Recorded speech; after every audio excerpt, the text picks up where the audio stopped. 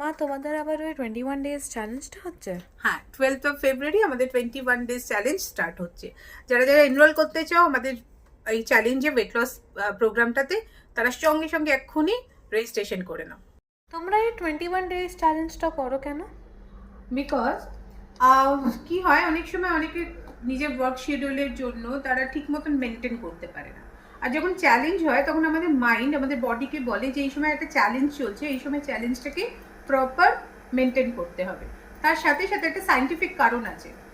আমাদের বডি কোনো কিছুকে হ্যাবিট করার জন্য 3 উইকস টাইম নেয়। আর এই 3 উইকসে যখন আমরা এই চ্যালেঞ্জটা করি, এর মধ্যে অনেক মানুষের অনেক রকম চেঞ্জেস হয়, হ্যাবিট চেঞ্জ হয়, তার সাথে সাথে ওয়েট লস তো খুব ভালোভাবে হয়। এই 21 ডেজ চ্যালেঞ্জটা কি ভীষণ হার্ড? একদম না, ভীষণ ইজি। অ্যান্ড এটা খুব ভালোভাবে কাজ করে, যেখানে আমরা কিন্তু 3 to 5 কেজি ওয়েট লস করতে পারি। এবং এর মধ্যে কিছু প্রোগ্রাম আমরা চেঞ্জ করি, তার সাথে সাথে ভীষণ ভালো ভালো হেলদি রেসিপি আমরা শেয়ার করি। সেইভাবে চ্যালেঞ্জার্স তাদের রেসিপি তৈরি করে এবং এখানে খুব সুন্দরভাবে নিজেদের ওয়েট লস করে।